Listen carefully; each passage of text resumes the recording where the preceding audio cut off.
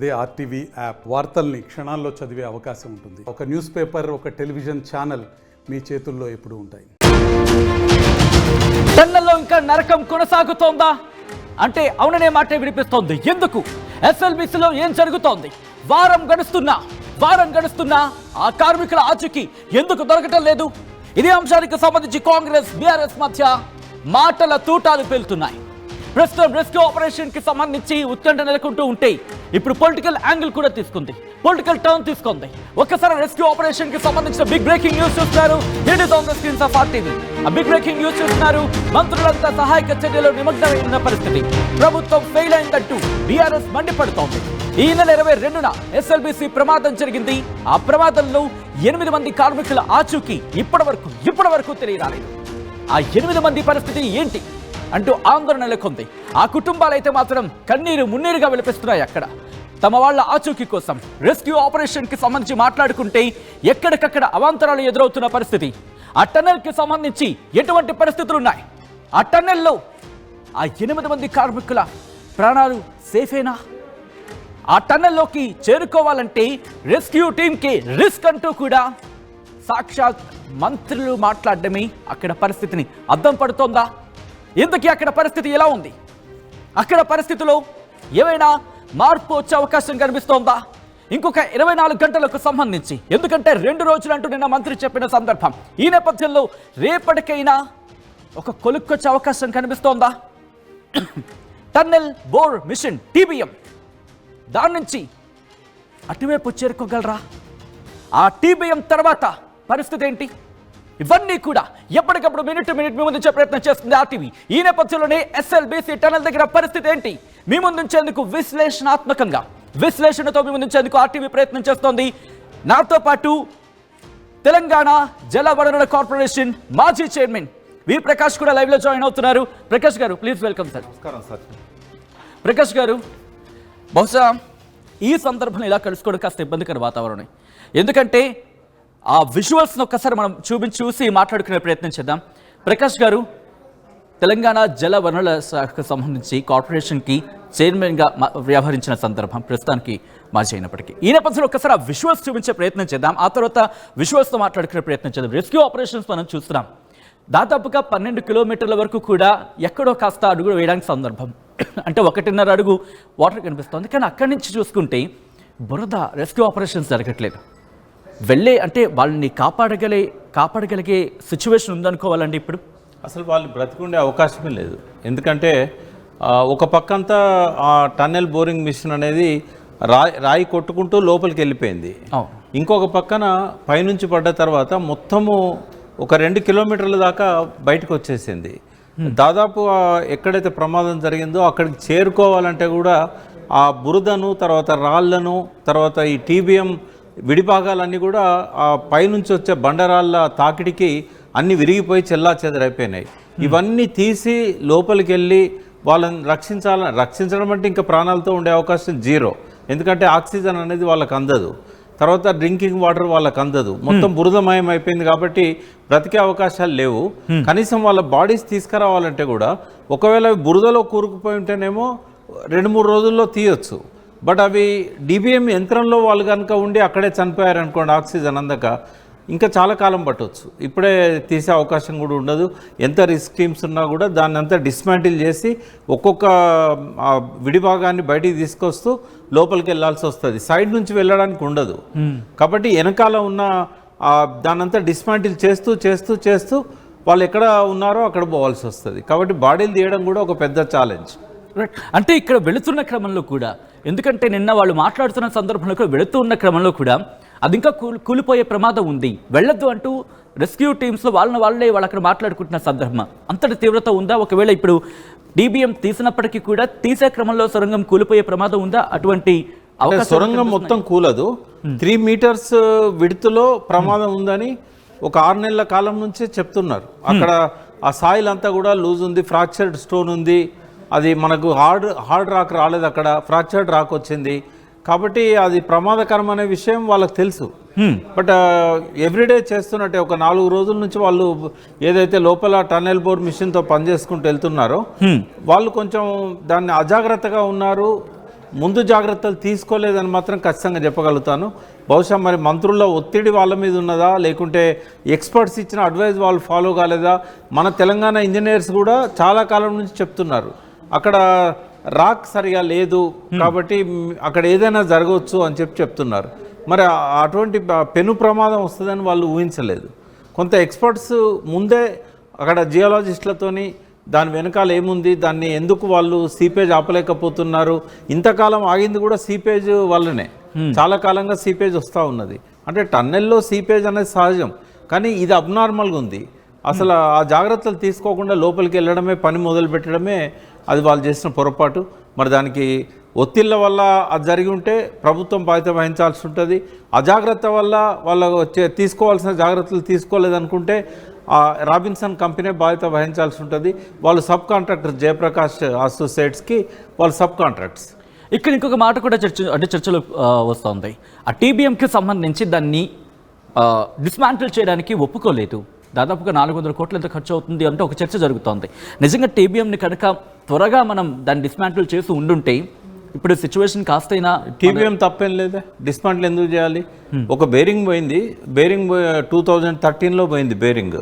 ఏది BRS government పనిచేస్తున్న క్రమంలో ఆ బేరింగ్ కోసం మళ్ళీ వాళ్ళు పంపించారు అక్కడికి. అయితే జయప్రకాష్ వాళ్ళు డ్యూ ఉన్నారు, దానికి చాలా దాదాపు 100 కోట్ల పైన డ్యూ ఉన్నారనేది రాబిన్సన్ కంపెనీ వాళ్ళ వైపు నుంచి వస్తున్న మాట. అయితే దానివల్ల వాళ్ళు ఆపేస్తే కోమటిరెడ్డి వెంకరెడ్డి గారు చీఫ్ ఇంజనీర్ అజయ్ కుమార్ని తీసుకొని అమెరికా విజిట్ చేసి జూలై ఆగస్టులో అప్పుడు వాళ్ళని కలిసినప్పుడు మాకు ఇక్కడ ప్రాజెక్టు తొందరగా కావాలని చెప్పి ఆయన ఒత్తిడి చేయడం వల్ల ఆ బేరింగ్ ఆగస్టు సెప్టెంబర్లో వచ్చింది. ఆ వచ్చిన బేరింగ్ను బొంబాయి పోర్ట్ నుంచి వాళ్ళు కస్టమ్స్ కట్టి దాన్ని ఇక్కడ చేర్చడానికి వచ్చిన తర్వాత దాన్ని ఫిట్ చేయడానికి చాలా సమయం పట్టింది. అదే సమయంలో గత 3-4 నెలల నుంచి కూడా ఈ ప్రమాదం ఉన్నది కాబట్టే డీవాటరింగ్ ఇవన్నీ చేస్తూ వాళ్ళు కొంత దాన్ని అజాగ్రత్తగా ఉన్నారనేది అర్థమవుతా ఉంది. ఒకవేళ ఇదివరకు వెలిగొండలో కూడా ఇట్లాంటి పరిస్థితి ఉన్నప్పుడు వాళ్ళు ఎక్కడి పనులు అక్కడ ఆపి ఈ సీపేజ్ ఆపడానికి అమెరికా నుంచి ఎక్స్పర్ట్స్ తీసుకొచ్చి ఆపడం జరిగింది. ప్రకాష్ గారు కంటిన్యూ చేద్దాం, ఎందుకంటే విజువల్స్ మనం చూస్తున్నాం రెస్క్యూ ఆపరేషన్ కి సంబంధించి. అటువంటి పరిస్థితులు, ఎందుకంటే ఎన్డీఆర్ఎఫ్ కనిపిస్తోంది, ఎస్డీఆర్ఎఫ్ ఉంది, దాంతోపాటు నేవీ దిగింది, దాంతోపాటు మెరైన్ కి సంబంధించిన ఫోర్స్ కూడా దిగుతుందని తెలుస్తున్నప్పుడు అటువంటి సందర్భంలో అంత రిస్కీగా వెళుతున్న క్రమం కనిపిస్తుంది. ఇన్ఫాక్ట్ నిన్న మంత్రి ఉత్తమ్ కుమార్ రెడ్డి కూడా చెప్పుకొచ్చారు, వెళ్తున్న రెస్క్యూ ఆపరేషన్స్ కూడా కాస్త రిస్క్గా కనిపిస్తోంది, ఆ రిస్క్ని మినిమైజ్ చేసుకుంటూ ముందుకు వెళ్తున్నామని చెప్పి. ఇలా జరిగితే ఎన్ని రోజులు పట్టే అవకాశం ఉంటుంది? మీరు విజువల్స్లో ఆ పెద్ద పెద్ద బండరాలు చూస్తున్నారు కదా, అవును, ఒక్కొక్కటి అది 300-400 కిలోలు ఉంటుందండి. బా కొన్ని ఇంకా 1000 కిలోలు కూడా ఉన్నట్టు కనబడుతున్నాయి. అంటే 1 టన్ 2 టన్ స్టోన్స్ కూడా కనబడుతున్నాయి అక్కడ. మీరు ఒక్కసారి వరద ఉధృతిని అంచనా వేయండి. అక్కడికి కనీసం 2 కిలోమీటర్ల దూరంలో ప్రమాదం జరిగింది. అంటే 1.5 కిలోమీటర్ల దూరంలో ప్రమాదం జరిగితే ఇంత దూరము దాదాపు 1000 మీటర్ల పైన రాళ్ళు కొట్టుకొచ్చాయంటే ఎంత ఉధృతిగా అది పైనుంచి వచ్చింది అనేది. ఓకే, అంటే పరిగెత్తుతున్న వాళ్ళు చెప్పింది ఏంటంటే ప్రాణాలు అరచేత పెట్టుకొని వెనక వరద వస్తున్నప్పుడు ఆ వరద మమ్మల్ని తరుముతుంటే మేము పరిగెత్తుకొని రావాల్సి వచ్చింది, మేము ఆగిపోతే మరణించే పరిస్థితి ఉండేది అనేది. అంటే చాలా బీభత్సంగా ఉందండి అక్కడ సిచ్యువేషన్. నాకు తెలిసి వీళ్ళు అక్కడికి పోవడానికే కనీసం ఇంకా 3-4 డేస్ పట్టవచ్చు. ఎందుకంటే ఆ బురదనంతా కూడా డీవాటరింగ్ లాగానే బయటికి పంపించాలి. తర్వాత ఆక్సిజన్ కూడా అక్కడ దొరకదు, మళ్ళీ ఆ డక్ట్ని రెక్టిఫై చేయాలి. ఇదివరకు ఆక్సిజన్ డక్ట్ ఉండేది, అది బహుశా ఈ బండరాళ్ళ వల్ల అది పాడైపోయి ఉంటుంది. మళ్ళీ ఆ డక్ట్ను మళ్ళీ పునరుద్ధరించాలి, ఎందుకంటే దాదాపు 13 కిలోమీటర్ల దూరంలో ఉంది అది. కాబట్టి ఇవన్నీ చేయకుండా వీళ్ళు అక్కడ పోయే పరిస్థితి ఉండదండి. సో ఈ రెస్క్యూ ఆపరేషన్స్ మనం చూస్తున్నాం, పూర్తిగా వాళ్ళు పక్క నుంచి వెళ్తున్న సందర్భం ఎక్కడా కూడా త్వరగా అనేది అడుగు పడడానికి అవకాశం లేని సిచ్యువేషన్ కనిపిస్తుంది. టన్నెల్ కూడా అది మన టీబీఎం కూడా అక్కడికి చాలా దూరం ఉందండి, ఇంకా 1.5-2 కిలోమీటర్ల దూరంలో ఉంది. బట్ అక్కడి దాకా కూడా ఇదే పరిస్థితి. ఇంట్రెస్టింగ్ గా ఒక్కసారి నేను మీకు చూపించే ప్రయత్నం చేస్తాను. మీరు అన్నట్టుగా ఇది వాటర్ లీకేజ్ అనేది ఒకసారి మీరు చూస్తే కనుక ఇక్కడ వాటర్ లీకేజ్ మనకి క్లియర్ గా కనిపిస్తుంది. సో ఇక్కడ ఇలా ఉందంటే కనుక లోపల ఏ స్థాయిలో ఉండొచ్చు, ఎందుకంటే ఇది జరుగుతున్న క్రమంలో అంచనా అయితే ఉంటుంది. మీరు అన్నట్టుగా సీపేజ్ కి సంబంధించి ముందు నుంచి అవగాహన ఉంటుంది. సో ఇటువంటిది బహుశా కొంతమంది హర్ట్ అవ్వచ్చేమో, లైట్ తీసుకున్నారు అనుకోవాలా? కాదు, ఇది సహజం అండి. ఎందుకంటే ఇప్పుడు నాగార్జున సార్లో కూడా మీరు కింద డ్యామ్ కింద పోయినట్టయితే మీకు హైడ్రో పవర్ ప్రాజెక్టు లోపల నుంచి మీరు డ్యామ్ లోపలికి వెళ్తే మీకు అట్లాగే కనబడతా ఉంటుంది. అంటే సీపేజ్ అనేది ఎక్కడైనా వస్తుంది. ఎప్పటికప్పుడు దాన్ని గ్రౌటింగ్ చేసుకుంటూ సిమెంట్ గ్రౌటింగ్తో పూర్తి చేస్తూ ఉంటారు. అసలు కంప్లీట్గా ఆపడం అనేది జరగదు. కాకపోతే లూజ్ రాక్ ఎక్కడైతే ఉంటుందో, మట్టి ఎక్కడైతే ఉంటుందో పెద్ద ఎత్తున సీపేజ్ రాకుండా చూసుకోవాలి. ఇవన్నీ ప్రతి ప్రాజెక్టులో మీకు కనబడతాయి. ఇవి ఎప్పటికప్పుడు పోతూనే ఉంటాయి. డీవాటరింగ్ అనేది 24 గంటలు జరుగుతూనే ఉంటుంది. ఇవన్నీ వీటి కోసమే డీవాటరింగ్ పెడతారు. బట్ పెద్ద ఎత్తున రాళ్ళు వచ్చేటి ఏవైతే ఉన్నాయో, ఆ వాటర్ వచ్చింది ఏదైతే ఉందో దాన్ని కంట్రోల్ చేయాలి. ఈ వాటర్ని తీసేయడం తేలికే, బట్ ఆ వాటర్తో రాళ్ళు కూడా వస్తున్నాయి కదా, పెద్ద పెద్ద బండరాళ్ళు పడుతున్నాయి. అక్కడ ఫిక్స్ చేసేటప్పుడే ఈ ప్రమాదం జరిగింది. గ్రౌటింగ్ చేస్తూ ఈ ఆర్టిఫిషియల్ అంటే మనం ప్రీ ఫ్యాబ్రికేటెడ్ సిమెంట్ బ్లాక్స్ ను ఫిక్స్ చేస్తారు. ఆ చేసేటప్పుడు జరిగిన ప్రమాదం ఇది. ఒక్కసారి కుప్పగూలింది, అందుకని జరిగింది.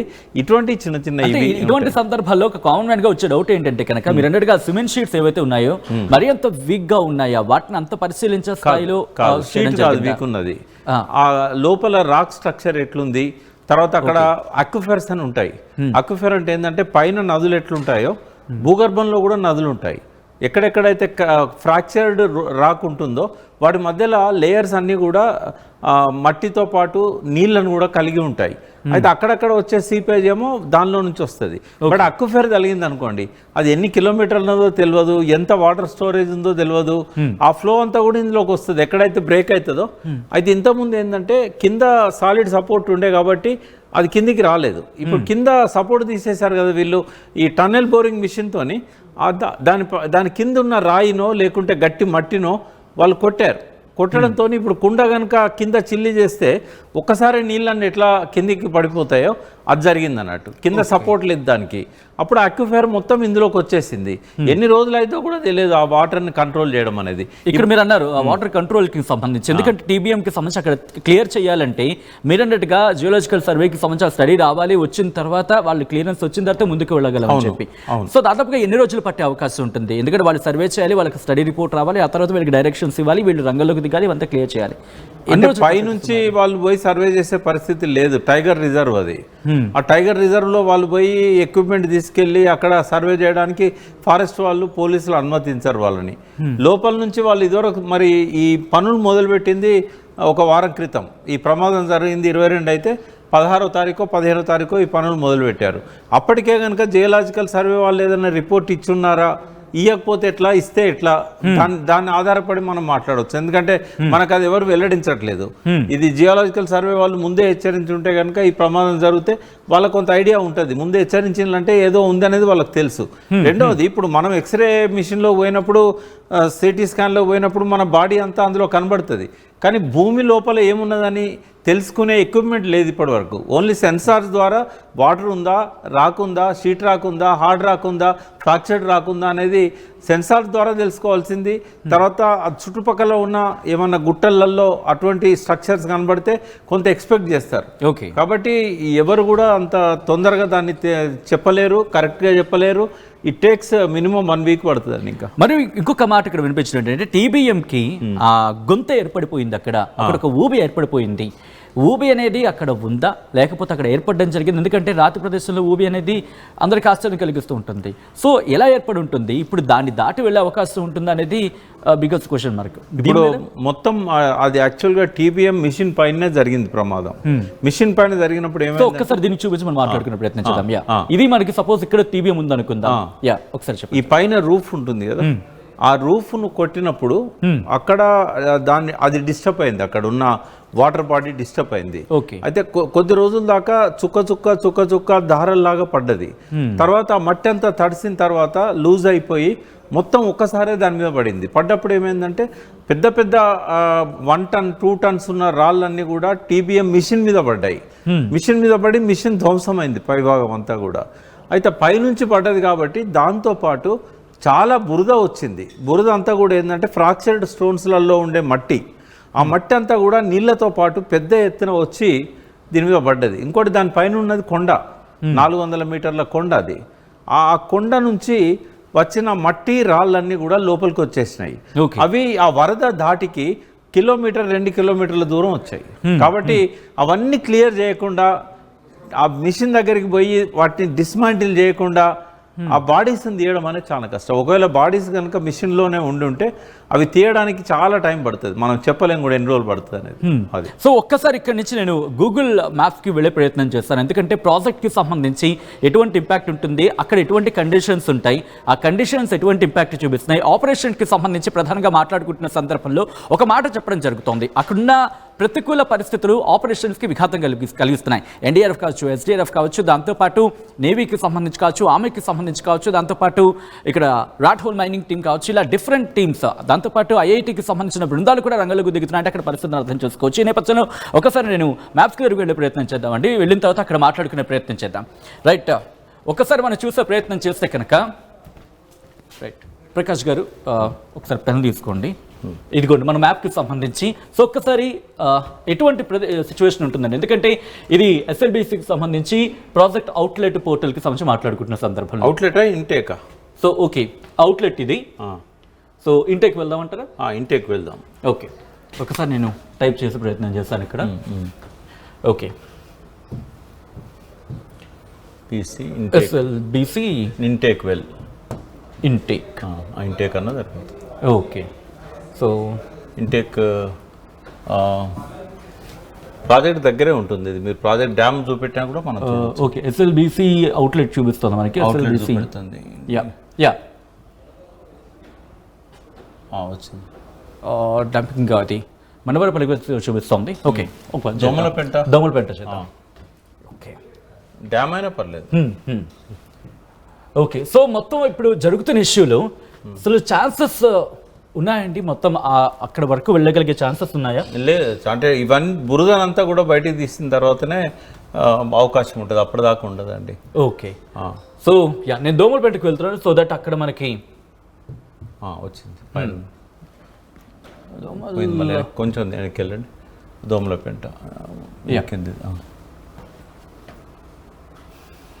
ఇప్పుడు ఇది టన్నెల్ అండి, ఇంటేక్ టన్నెల్ ఇది. ఓకే, దోమలపేట దగ్గర నుంచి ఇంటేక్ టన్నెల్ ఉంటుంది. ఇది తీసుకోవాలి. ఇక్కడ ఏంటంటే ఒక కృష్ణా నది ఉంది కదా ఇక్కడ, ఇది కృష్ణా రివర్. ఈ కృష్ణా రివర్కు దీనికి మధ్యలో ఒక సన్నటి అడ్డుకట్ట ఉంది. ఈ అడ్డుకట్టను హోల్ చేసేస్తే ఇక్కడ కనుక 350 అంటే 854 లెవెల్లో వాటర్ ఉన్నప్పుడు ఈ వాటర్ అంతా ఇందులోకి వెళ్ళిపోతుంది. ఓకే, ఇక్కడ నుంచి పక్కన. అంటే ఇది టన్నెల్ కంప్లీట్ అయినాక దీన్ని బ్రేక్ చేస్తారు. ఇప్పుడు ఇక్కడ ఏంటంటే ఇది ఇక్కడ ఈ ప్లేస్ లో కట్ చేస్తారు వాళ్ళు. వాళ్ళు కట్ చేసినప్పుడు ఏమైందంటే 885 దాకా ఎఫ్ఆర్ఎల్ ఉంటుంది. ఓకే, 885. ఓకే, ఇది ఉంది 854 లో. 854 అడుగులు, ఇవి 854 అడుగులు. 854. ఇప్పుడు 854కి వచ్చినప్పుడు ఇది కట్ చేశారనుకోండి, ఇందులోకి వెళ్ళిపోతాయి వాటర్. ఇప్పుడు ఆ టన్నెల్ పూర్తయితే కట్ చేస్తారు, అది అడ్డు కట్ ఉంది అంతే. అయితే ఒక్కోసారి ఏమవుతుంది, ఇది 885 పోయింది అనుకోండి, ఈ దాటేసి లోపలికి వెళ్ళిపోతున్నాయి నీళ్లు. ఇప్పుడు ఇది అంత లేదు, ఈ అడ్డుకట్ట కూడా 885 అంత లేదు. లేనప్పుడు ఏమైందంటే అప్పుడు రాజశేఖర రెడ్డి గారు చనిపోయినాక పెద్ద ఎత్తున వరదలు వచ్చాయి కదా, ఆ వరదలు వచ్చినప్పుడు ఈ నీళ్ళని అందులో పోయినాయి. కొత్తగా వచ్చింది అప్పుడే టన్నెల్ బోర్ మిషన్, అది మళ్ళీ డ్యామేజ్ అయ్యి 2 సంవత్సరాలు 3 సంవత్సరాలు పట్టింది అది రిపేర్ చేయడానికి. ఆ వరద అంతా కూడా ఇందులోకి వెళ్ళిపోయింది. అయితే ఇప్పుడు ఇది పూర్తయిన తర్వాత దీన్ని కట్ చేస్తారు, 854 లెవెల్లో నీళ్లు ఉంటే ఇందులోకి వెళ్ళిపోతాయి. సరే, దీని గురించి మాట్లాడుకున్నప్పుడు ఇక్కడ ఎటువంటి ప్రతికూల వాతావరణం ఉంది అనేది ప్రధానంగా వినిపిస్తున్నమాట. సో ఇక్కడ ఎటువంటి ప్రతికూల వాతావరణం కనిపిస్తోంది, సో ఇక్కడ ఎటువంటి సినారియోస్ ఉన్నాయి, ఎందుకంటే ఇక్కడ రాత్రి గురించి మాట్లాడుకోవడం జరుగుతోంది, దాంతోపాటు అనేక అంశాల గురించి మాట్లాడుకోవడం జరుగుతుంది. ఎటువంటి ప్రతికూల వాతావరణం ఉంది ప్రాజెక్ట్కి సంబంధించి? అంటే లోపల పోయినాకనే ప్రతికూలత ఉంది, బయట నుంచి ఏం ప్రతికూల వాతావరణం లేదు. బయట నుంచి అక్కడ వరకు అప్రోచ్ రోడ్ ఉంది.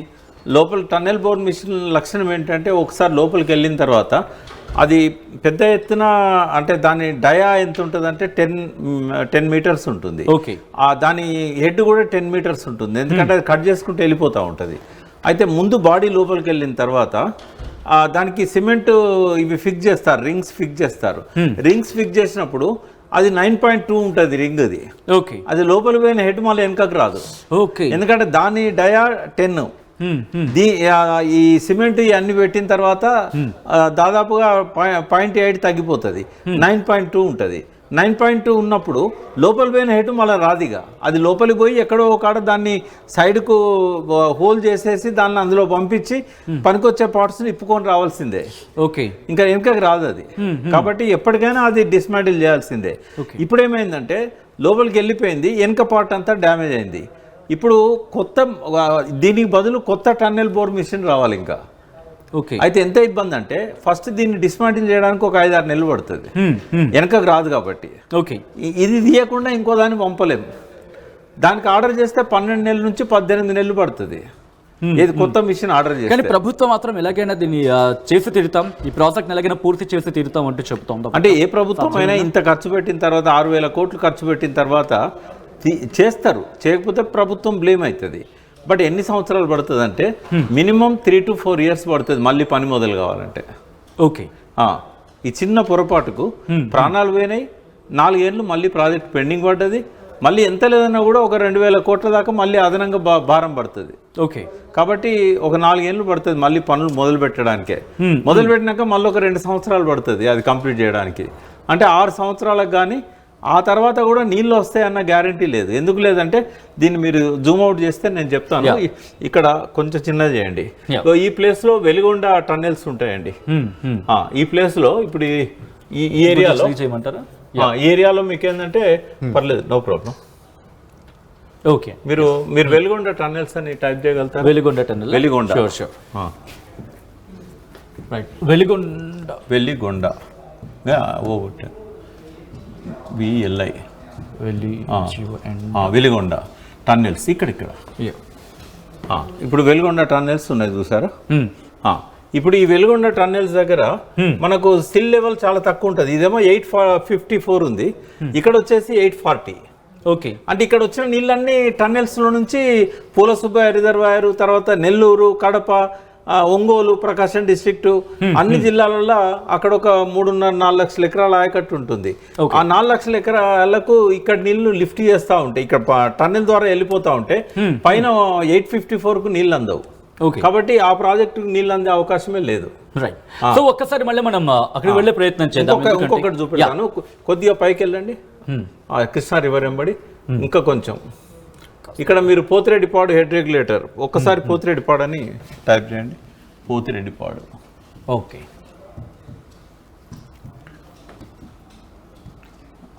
పాడు రెగ్యులేటర్ రోడ్ అన్నది, రెగ్యులేటర్ రోడ్. ఇది పోతిరెడ్డిపాడు హెడ్ రెగ్యులేటర్.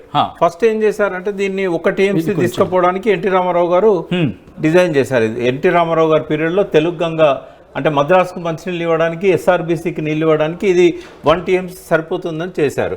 రాజశేఖర రెడ్డి గారు ఇక్కడ 4 TMCలు తీసుకుపోవడానికి చాలా పెద్ద ఎత్తున, అంటే 4 + 1 5 TMCలు. ఈ 5 TMCలు లెవెల్ ఏంటంటే సిల్ లెవెల్ 841.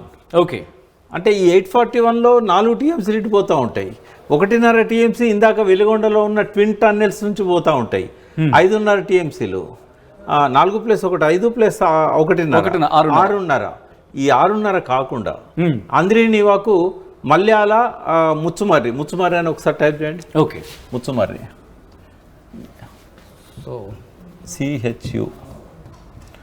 CHUMARRI కరెక్ట్, CHU ఉన్నది వచ్చింది, ముచ్చుమర్రి. ఇక్కడ నుంచి ముచ్చుమర్రి, ఇక్కడ ముచ్చుమర్రి దగ్గర కృష్ణా రివర్. ఒకసారి జూమ్ అవుట్ చేస్తే పంపింగ్ ఉంటుంది ఇక్కడ. కృష్ణ ఇక్కడ ఉంది. ఇక్కడ ముచ్చుమర్రి దగ్గర మళ్ళీ టన్నెల్స్ ఉంటాయి. ఓకే, ఇవి ఇక్కడ లిఫ్ట్ ఇరిగేషన్ స్కీమ్ ఉంది ముచ్చుమర్రి దగ్గర. ముచ్చుమర్రి లిఫ్ట్ అని కొట్టండి, లిఫ్ట్ లిఫ్ట్.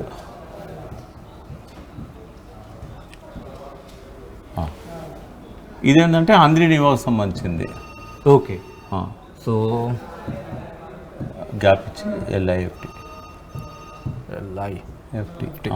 AP gap.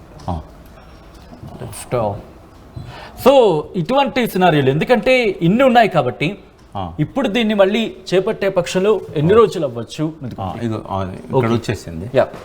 ఇక్కడ ముచ్చుమర్రి లిఫ్ట్ స్కీమ్ ఏదైతే ఉన్నదో ఇప్పుడు ఇది అప్రోచ్ కెనాల్ 4 కిలోమీటర్స్ పైన ఒకసారి జూమ్ అవుట్ ఇది శ్రీశైలం నుంచి కృష్ణా రివర్ నుంచి డైరెక్ట్ గా అప్రోచ్ కెనాల్ తీశారు. ఇక్కడ నుంచి లిఫ్ట్ తీసుకున్నారు. ఇక్కడ ఒక 40 టీఎంసీల నీళ్లు డైలీ ఒక 1/3 టీఎంసీ ఇక్కడ నుంచి లిఫ్ట్ అయిపోతూ ఉంటుంది. ఇది కాకుండా మళ్ళీ తెలంగాణ సైడ్ ఏంటంటే మళ్ళీ మీరు మల్లేశ్వరం ఇక్కడ ఫస్ట్ ఏంటంటే ఇక్కడ మల్లేశ్వరం అనే ఊరు ఉంది కదా, ఇక్కడ ఒక ఆల్టర్నేటివ్ పోతిరెడ్డిపాడు లాగానే ఇక్కడ కృష్ణా మీద కట్టి ఇది తెలంగాణలో ఉంది. ఇక్కడ నుంచి తెలంగాణ భూభాగం మీదకి వెళ్ళి ఈ కొల్లాపూర్ ఈ పక్క నుంచి ఇదంతా మైదాన ప్రాంతం.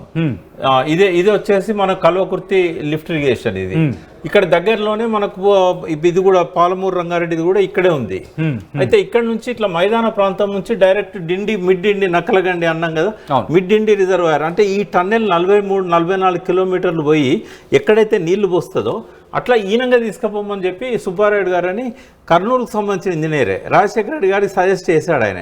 కానీ ఎందుకో ఆయన పెడిచేమన్న పెట్టాడు, వినలేదు. అప్పుడు అన్నాడు ఆయన ఇచ్చిన ఆల్టర్నేట్ రిపోర్ట్లో సుబ్బారెడ్డి గారు ఇన్ని సమస్యలు వస్తాయని చెప్పాడు ఆయన. 43-44 కిలోమీటర్ల టన్నెల్ ప్రపంచంలోనే లేదు, టన్నెల్ బోరింగ్ మిషన్తో చేయాలి, చాలా సమస్యలు వస్తాయని చెప్పాడు ఆయన, ప్రమాదాలు జరుగుతాయని కూడా చెప్పాడు. బట్ అప్పుడు 2005లో ఆయన పట్టించుకోలేదు రాజశేఖర రెడ్డి గారు.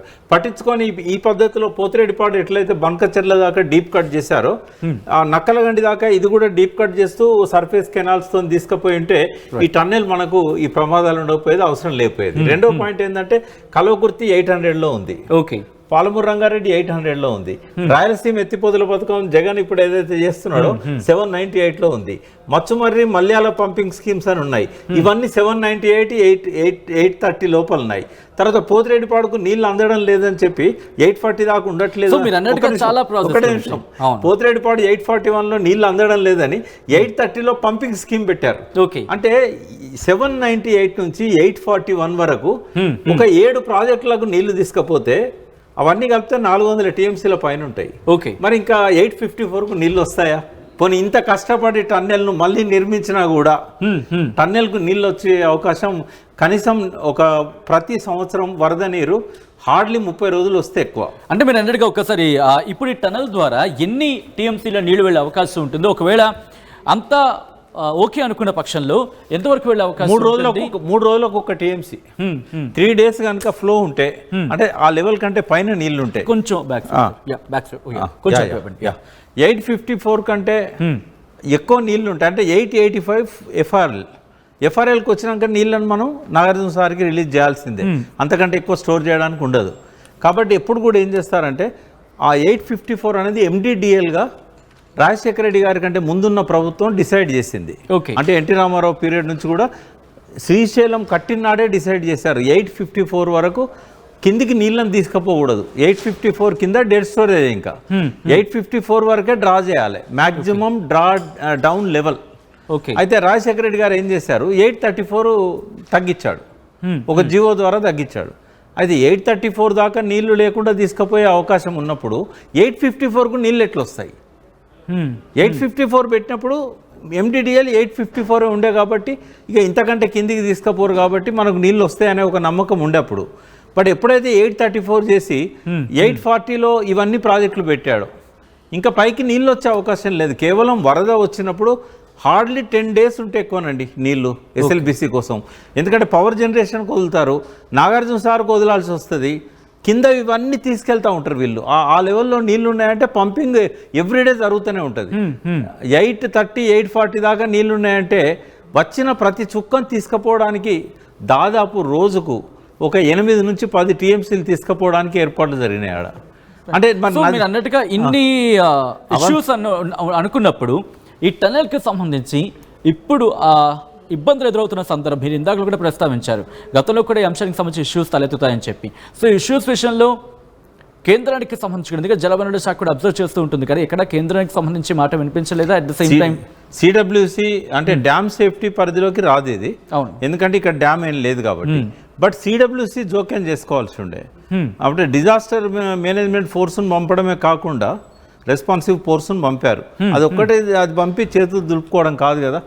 కనీసం నిన్న మోడీ గారన్న సీఎం గారు కలిసినప్పుడు దీని విషయంలో వాకప్ చేసి ఏం చేయాలి, ఎట్లా చేయాలి, ఇప్పుడు వాళ్ళ దగ్గర ఆర్మీ వచ్చింది, నేవీ వచ్చింది, కానీ ఫర్దర్గా ఏం చేయాలి, ఎట్లాంటి జాగ్రత్తలు తీసుకోవాలి, దీని నుంచి ఎట్లా బయటపడాలి, ఇంకా వేరే మెథడ్స్ ఏమన్నా అమెరికాలో కానీ ఎక్కువ చైనాలో మనకు ఈ టన్నెల్స్ కట్టిన అనుభవం ఉంది. 40,000 టన్నెల్స్ కట్టారు చెన్నైలో. అది చైనాలో రోడ్డు కానీ రైలు కానీ తర్వాత ఈ వాటర్ వేస్ మొత్తం కలిపి 40,000 టన్నెల్స్ కట్టిన అనుభవం ఉంది. అక్కడ ప్రమాదాలు తరచుగా జరుగుతాయి. 2010 నుంచి 2020 వరకు 10 ఏళ్లలో 40 ప్రమాదాలు జరిగాయి. అంటే మేజర్ ప్రమాదాలుగా వాళ్ళు చెప్తారు. 3 కంటే ఎక్కువ చనిపోయిన సంఘటనలు 40 జరిగాయి. అంతకంటే ముందు 1995 నుంచి 2010 మధ్య 200 ప్రమాదాలు జరిగాయి. అంటే మీరు అన్నట్టుగా చైనాకి సంబంధించి మనం ప్రస్తావించుకుంటున్నాం కాబట్టి అంత మేజర్ టెక్నాలజీస్ అక్కడ ఉపయోగించుకున్నప్పుడు ఫస్ట్ ఎప్పుడైనా రిస్క్ అసెస్మెంట్ అనేది ఉంటుంది. రిస్క్ అసెస్మెంట్ అనేది జరిగిన తర్వాత ఒక అడుగు వెళ్తున్నప్పుడు ప్రమాదాన్ని ఊహించి ఆ తర్వాత దానికి ఒకవేళ జరిగితే రెస్క్యూ ఆపరేషన్ సంబంధించి ఆ ప్లానింగ్ ఉంటుంది, ఆ స్టాండర్డ్ ఆపరేషన్ ప్రొసీజర్ ఉంటుంది. ఇక్కడ ఎక్కడ మిస్ అయింది అనుకోవాలి, ఎందుకంటే దాదాపుగా 14 కిలోమీటర్ల వరకు వెళ్ళిపోయారు టనెల్ తవ్వుకోవడం. ఎందుకంటే మీరు అన్న మాటల ప్రకారం చూస్తే it's not easy matter. So అటువంటి సందర్భంలో ఎక్కడ ఈ ఫెయిల్యూర్ అనేది జరిగింది అనుకోవాలి, ఎక్కడ ప్రధానంగా మిస్ అయ్యారు అనుకోవాలి? ఏమైందంటే అటు సైడ్ ఏమో మనకు హార్డ్ రాక్ ఉంది, ఎక్కువ హర్డిల్స్ రాలేదు. దాదాపుగా 23 కిలోమీటర్స్ వరకు అటు సైడ్ టన్నెల్ అయిపోయింది. ఇటు సైడ్ ఏంటంటే ఓన్లీ 13.5 కిలోమీటర్ల వరకే టన్నెల్ అయింది. ఇంకా మనకు రావాల్సింది ఒక 10 కిలోమీటర్లు ఉంది అప్రాక్సిమేట్లీ, కొంచెం అటు ఇటు. ఈ 10 కిలోమీటర్లు ఇటు సైడ్ ఏంటంటే శ్రీశైలం రిజర్వాయర్ ఉంటుంది, దట్టమైన నల్లమల అడవులు. కాబట్టి ఇక్కడ వాటర్ స్టోరేజ్ ఎక్కువ ఉంటుంది ఆ వాటిలలో. తర్వాత ఈ గుట్టలలో మట్టి గుట్టలు కనుక ఉంటే వర్షం బాగా పడుతుంది అక్కడ. మనం బయటపడ్డ వర్షపాతం కంటే అడవులు ఉన్న దగ్గర ఎక్కువ పడుతుంది. వర్షాకాలం ప్రతిరోజు వర్షం పడుతుంది అడవిలో. ఆ వాటర్ అంతా కూడా వాడుకునే అవకాశం లేదు వ్యవసాయానికో ఇంకో దానికో. మళ్ళీ గుట్టలు కాబట్టి ఇదంతా స్టోరేజ్ అయి ఉంటుంది ఆ మట్టిలో. కాబట్టి ఇంటేక్ సైడే మనకు ప్రాబ్లం అవుతుంది. ఈ ఇటు సైడ్ ఏం ప్రాబ్లం కాలేదు. దానికి నిర్దేశించిన 22 కిలోమీటర్లు వీళ్ళు ఏం చేశారంటే ఈ ఆక్సిజన్ తీసుకెళ్లే డక్ట్ ఉంటుంది కదా, అది ఇదివరకు మాక్సిమం 15 కిలోమీటర్లే ఉండేది. ఎక్కడ టన్నెల్ తీసినా 15 కిలోమీటర్ల కంటే ఎక్కువ ఉండకపోయేది. ఇది 22 కిలోమీటర్లు 44 కిలోమీటర్లను 2 భాగాలు చేశారు. 22 ఎందుకంటే ఆక్సిజన్ సప్లై అనేది ఇదివరకు 15 కిలోమీటర్లే ఉండేది. వీళ్ళు ఏం చేశారు, 22 కిలోమీటర్ల వరకు ఆక్సిజన్ సప్లైకి ఏర్పాట్లు చేశారు. అటు సైడ్ నుంచి మళ్ళీ రావడానికి లేదు ఇక, ఎందుకంటే అక్కడ 22 కిలోమీటర్లు అయిపోయింది. ఇంకోటి ఇంజన్ కూడా లోపలికి వెళ్ళిపోయింది, అది TBM, ఇంకా అది తీయరాదు కూడా.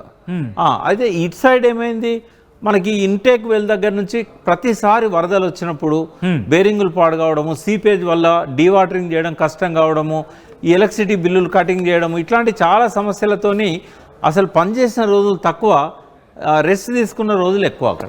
ప్రకాష్ గారు కంటిన్యూ చేద్దాం. నాతో పాటు మా ప్రతినిధి నా కొలీగ్ రోహిత్ కూడా లైవ్ లో జాయిన్ అవుతున్నారు. ప్రస్తుతం ప్రకాష్ గారు ప్రస్తుతం అక్కడే ఉన్నాడు. ఒకసారి తన దగ్గరికి వెళ్ళే ప్రయత్నం చేస్తున్నాను. రోహిత్, ప్రెసెంట్ అక్కడ సిచ్యువేషన్ ఎలా ఉంది? రెస్క్యూ ఆపరేషన్స్ ఎంతవరకు వచ్చాయి? మరి ముఖ్యంగా అక్కడ ప్రతికూల పరిస్థితుల గురించి మాట్లాడుకున్న సందర్భంలో రేపటికైనా రెస్క్యూ ఆపరేషన్ పూర్తయ్యే అవకాశం ఉందా? దానికి సంబంధించి ఎటువంటి క్లారిటీ వస్తుంది? ప్రభుత్వం ఆశాభావం వ్యక్తం చేస్తోంది సాధ్యమైనంత త్వరగా రెస్క్యూ ఆపరేషన్ కంటిన్యూ చేయాలి అని. కొద్దిసేపటి క్రితం ఇక్కడికి వచ్చిన మాజీ మంత్రి హరీష్ రావు చెప్తూ ఉన్నారు ప్రభుత్వం అబద్ధాలు చెప్తోందని. సో ఏం జరుగుతోంది అన్నది నిజానికి ఆ డెడ్ లైన్ ముగిసేసరికి ఏం జరుగుతుందో మనం చూడాలి. కానీ నిజానికి అక్కడ వెళ్ళి కళ్ళతో చూస్తే వర్క్ జరిగే ప్లేస్లో, రెస్క్యూ ఆపరేషన్స్ జరిగే ప్లేస్లో లోపల చాలా కష్టమైనటువంటి పరిస్థితులు ఉన్నాయి. వాటర్ వస్తూనే ఉంది. వాటర్ నిమిషానికి 5,000 లీటర్ల వాటర్ వస్తూ ఉంది అండ్ ఊబి వస్తూ ఉంది అండ్ మెషిన్ని ఆ ఊబితో నిండిపోయింది. పైనుంచి రాళ్ళు కూడా పడిపోవడంతో మెషిన్ కూడా కొన్ని మీటర్ల మేర వెనక్కి వచ్చింది. అంటే అంత ఫోర్స్ని తట్టుకునే మెషినే కొన్ని మీటర్ల మేర వెనక్కి వెళ్ళిపోయింది. అండ్ NDRF బృందాలు అక్కడికి వెళ్ళిన దృశ్యాలు కూడా మనం చూసాం. వాళ్ళ అక్కడికి వెళ్ళిన తర్వాత నిజానికి టన్నెల్ మొదటి భాగంలో మనం టన్నెల్ టాప్ని చూడాలంటే మనకి అందని పరిస్థితి ఉంటుంది. కానీ చివరికి వెళ్ళిన తర్వాత ఆ ఊబిలోంచి వెళ్తూ ఉంటే వాళ్ళకి తల తగిలేతున్నంత ఎత్తులోకి వచ్చేసింది. అంటే అంత ఊబింది. దానిపైన ఏం చేశారు అంటే కొన్ని ప్యాడ్స్ వేసుకుని, థర్మాకాల్ ప్యాడ్స్ వేసుకుని వాళ్ళ కాళ్ళు ఊబిలోకి చిక్కుకోకుండా ఉండటానికి వాటి మీద నడుచుకుని వెళ్ళి ఆ ఊబిలో నుంచి ఆ మెషిన్ దగ్గరికి వెళ్ళారు. సో ఆ మెషిన్ కట్ చేయడానికి అవకాశం లేదు. అంటే ఇంతవరకు ఇప్పుడు కట్ చేస్తున్నారు. ఈరోజు మెషిన్ కట్ చేస్తున్నామని చెప్పారు. సో లోపలికి వెళ్ళిన టీం బయటికి రావాలి. అంటే ఎంత మేర కట్ చేశారు, వాటిని బయటికి ఎంత తీసుకొచ్చారు, ఆ మట్టి కింద ఎవరైనా ఉన్నారా, ఇరుక్కుని ఉన్నారా, లేకపోతే మెషిన్ లోపల ఎవరైనా ఇరుక్కుని ఉన్నారా అనేది వాళ్ళకి అప్పుడు కానీ తెలిసే పరిస్థితి లేదు. అయితే ఇప్పటి వరకు ఏంటి అంటే వెళ్ళిన తర్వాత మెషిన్ని కట్ చేస్తే తదనంతరం జరిగే పరిణామాలు ఏంటి అని కొంత భయాందోళన వ్యక్తం చేశారు. అందుకే అన్ని రకాల నిపుణులు కూడా అక్కడికి వెళ్ళి పరిస్థితిని అంచనా వేశారు. ర్యాట్ హోల్ మైనర్స్ని కూడా తీసుకొచ్చారు, ఆర్మీ సిబ్బంది వచ్చారు, నేవీ సిబ్బంది వచ్చారు, జియోలాజికల్ టీం వచ్చారు. ఇలా అందరూ కూడా మన సింగరేణి నుంచి కూడా టీం వెళ్ళారు, బార్డర్ రోడ్ రీసెర్చ్ టీం వెళ్ళారు. వీళ్ళందరూ కూడా వెళ్ళి ఆ డెబ్రిస్ని తీయటానికి ఉన్నటువంటి అవకాశాలు ఏంటి, తీస్తే తదనంతరం జరిగే పరిణామాలు ఏంటి అనేది రోహిత్, మనతో పాటు టీడబ్ల్యూఆర్టీసీ మాజీ చైర్మన్ వి ప్రకాష్ కూడా మనకి లైవ్ లో జాయిన్ అవుతున్నారు. ఆయన కూడా మీరు క్వశ్చన్స్ అడగచ్చు, ఎందుకంటే అక్కడ సినారియో మీరు గ్రౌండ్ లెవెల్లో చూస్తున్నారు. సో ఈ నేపథ్యంలో ఆయన కూడా మీరు క్వశ్చన్స్ అడగచ్చు. నమస్తే రోహిత్. ప్రకాష్ గారు నమస్తే, ఎలా ఉన్నారు? Fine, thank you Rohit. Prakash గారు, నిజానికి అక్కడున్న పరిస్థితులు చెప్పండి. అక్కడ ఉన్న పరిస్థితుల్లో ప్రభుత్వం అంటోంది అండ్ ఎన్డీఆర్ఎఫ్ సిబ్బంది కూడా అంటున్నారు, వాటిని డెబ్రీస్ ని బయటకు తీస్తే కానీ లోపల ఆ వెనక ఇరుక్కున్న వాళ్ళు ఎవరో తెలిసే అవకాశం లేదు అని. కానీ వాటన్నిటిని తీసి 14 కిలోమీటర్ల వెనక్కి తీసుకుని రావాలి అంటే అది చాలా కష్టం. ఆ ఊబిని అంతటిని కూడా బయటకు తీసుకుని రావాలి అంటే.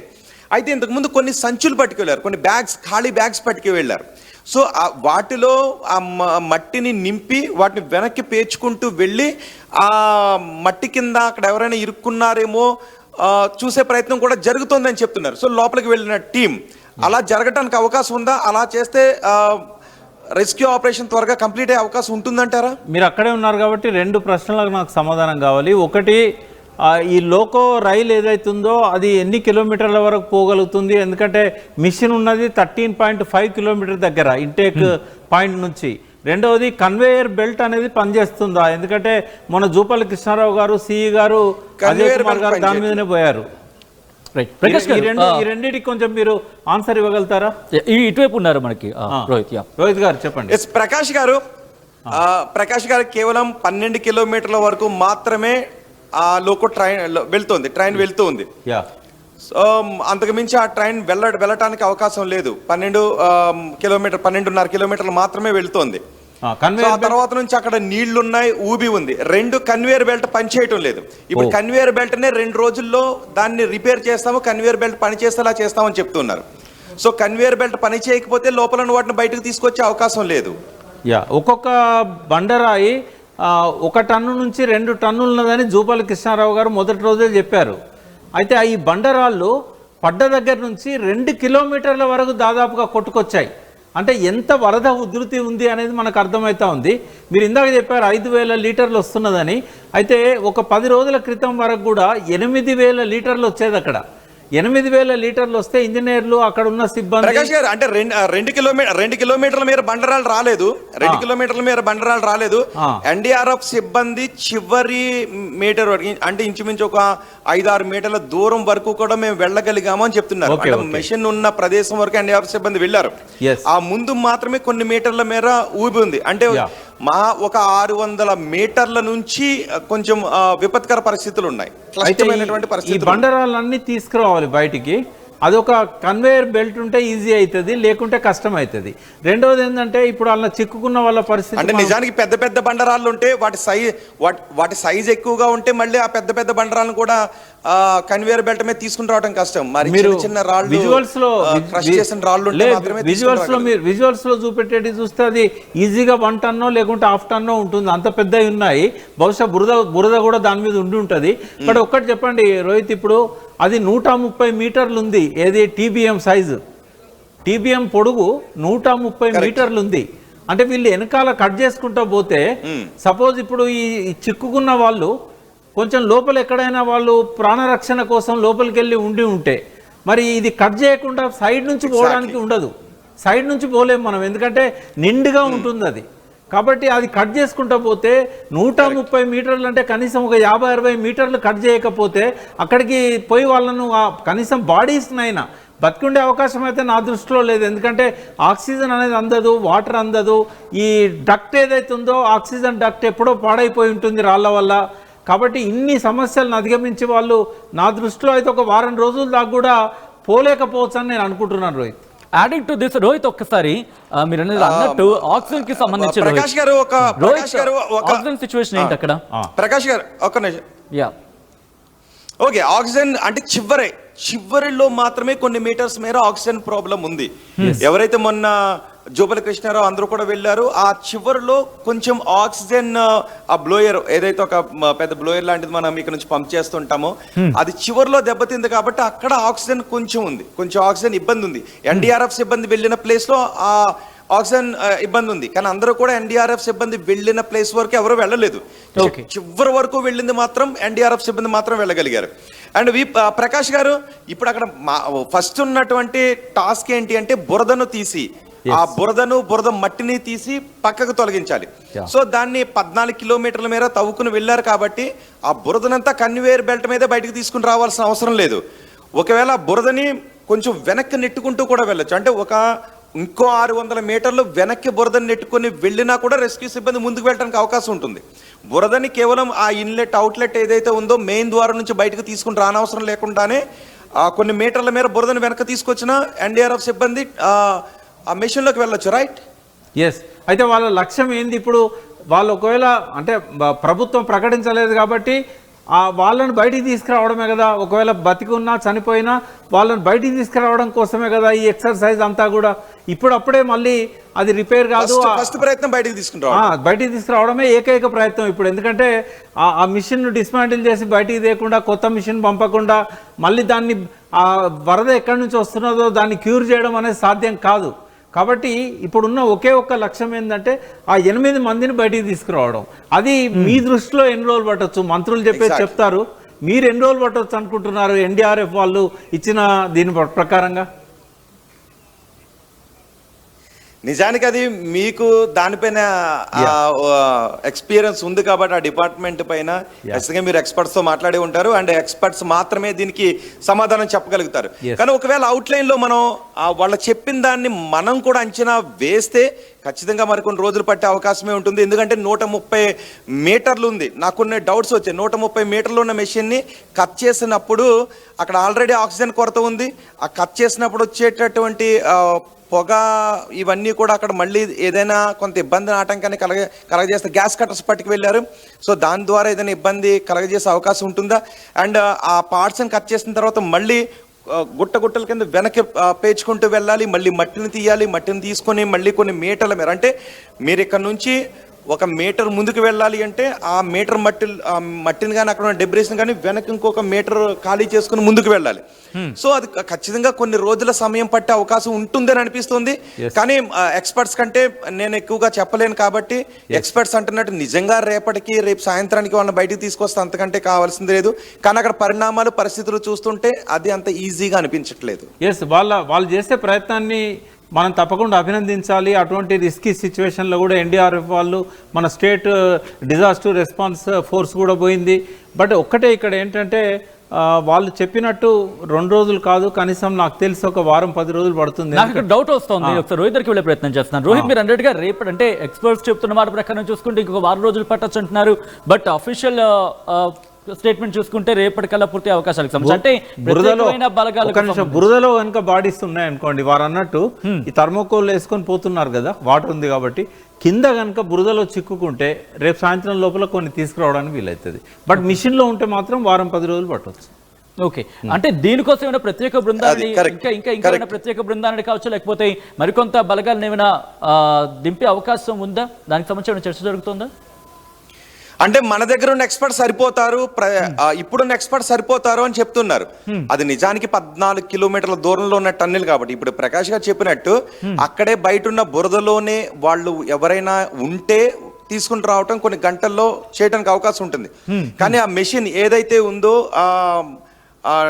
టన్నెల్ బోర్ మెషిన్ ఏదైతే ఉందో ఫ్రంట్ పార్ట్ నుంచి ఆ వెనుకున్నటువంటి పార్ట్లో కొంత ఆపరేట్ చేస్తూ ఉంటారు కాబట్టి ఆ మధ్యలో మెషిన్లో ఎవరైనా ఇరుక్కుపోయి ఉంటే అది కట్ చేసి ఆ మెషిన్లో వాళ్ళు ఎక్కడున్నారని ముందుకు వెళ్ళడానికి చాలా సమయం పట్టే అవకాశం ఉంటుంది. కానీ అక్కడ బురద ఒక ఉదుటున ముందుకు వచ్చింది, అదంతా బురదతో నిండిపోయింది. అండ్ స్నైపర్స్ని కూడా తీసుకువెళ్ళారు, కానీ అక్కడ కొంచెం ఆయిల్ స్మెల్ కూడా వచ్చింది కాబట్టి అవి గుర్తుపట్టలేదు అని చెప్తూ ఉన్నారు. సో బయట బురదలో ఎక్కడైనా ఉంటే కొన్ని మెషిన్స్ కూడా పట్టుకు వెళ్ళారు, సైన్యం ఉపయోగించే కొన్ని మెషిన్స్ కూడా పట్టుకు వెళ్ళారు. ఆ బురదలో ఎక్కడైనా మానవ ఆనవాళ్ళు ఏమన్నా ఉన్నట్లయితే, ఎటువంటి ఆనవాళ్ళు ఉన్నా అవి కనిపెడతాయి కాబట్టి దాని ద్వారా బురదలో ఎంత లోతులో ఎటువంటి అవశేషం ఉందనేది విషయం ఉందనేది తెలుస్తుంది. సో దాని ద్వారా ఇప్పుడు 5:30కి బయటకు వచ్చిన తర్వాత ఆ విషయం కూడా తెలిసేది. సో అలా మెషిన్కి బయట ఉన్నటువంటి బురదలో ఎవరైనా ఇరుక్కుని ఉంటే వాళ్ళ ఆనవాళ్ళు తెలిసే అవకాశం ఉంటుంది. సో 130 మీటర్ల లోపల ఉన్నటువంటి ఆ మెషిన్లో ఎవరైనా ఉంటే ఆ 130 మీటర్లో వాళ్ళు ఎక్కడ ఉంటారో అనేది కనిపెట్టడం కష్టం కాబట్టి కొంత సమయం పడుతుంది. అది ఎంత సమయం పడుతుంది, ఎన్ని గంటలు పడుతుంది, ఎన్ని రోజులు పడుతుంది అనేది ఎక్స్పర్ట్స్ చెప్పాలి. ఒక్కసారి నేను మళ్ళీ ప్రకాష్ గారి దగ్గరికి వెళ్ళే ప్రయత్నం చేస్తాను. ప్రకాష్ గారు, ఆల్రెడీ మన దేశంలో ఉన్న రెస్క్యూ ఆపరేషన్స్ సంబంధించి మాట్లాడుకున్నప్పుడు అన్ని ఫోర్సెస్ని దాదాపుగా రంగంలోకి దించిన పరిస్థితి. సో ఈ నేపథ్యంలో విదేశాల నుంచి కూడా మీరు ఇందాక అన్నారు చైనాకు సంబంధించి అతిపెద్ద ఆపరేషన్స్ నిర్వహించింది, మరి ముఖ్యంగా అతిపెద్ద ప్రాజెక్ట్స్ని మెయింటైన్ చేసిందని చెప్పి. సో ఇటువంటి నేపథ్యంలో ఇటు విదేశాలనే సాయం తీసుకునే అవకాశం ఉందనుకోవాలి. ఎందుకంటే ఇప్పటికే సంప్రదించారు.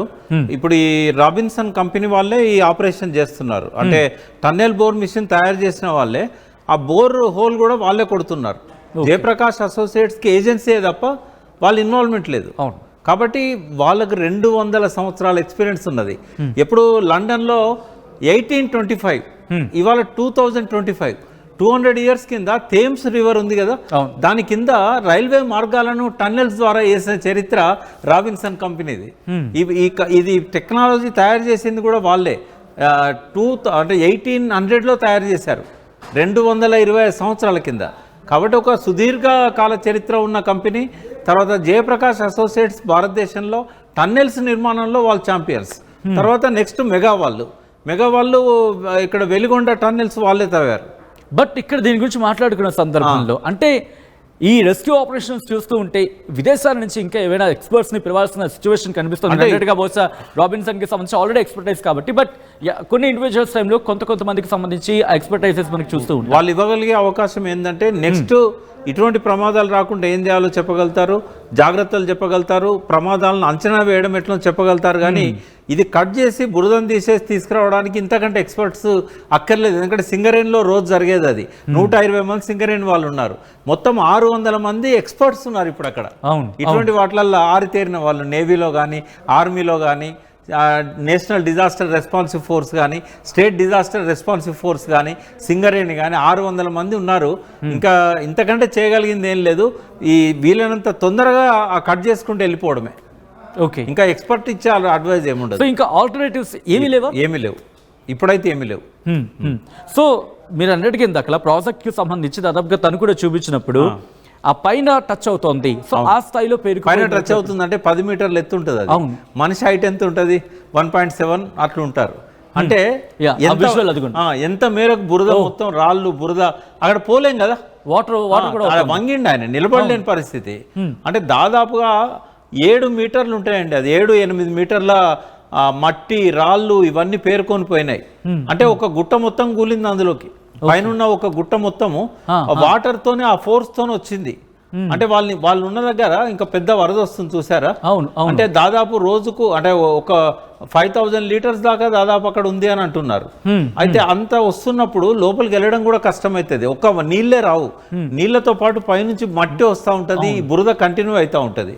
కాబట్టి ప్రతికూల పరిస్థితుల్లో వాళ్ళు ఈ పనులన్నీ చేయాలన్నప్పుడు వాళ్ళకు కూడా ప్రాణాలకు రిస్క్ ఉంటుంది.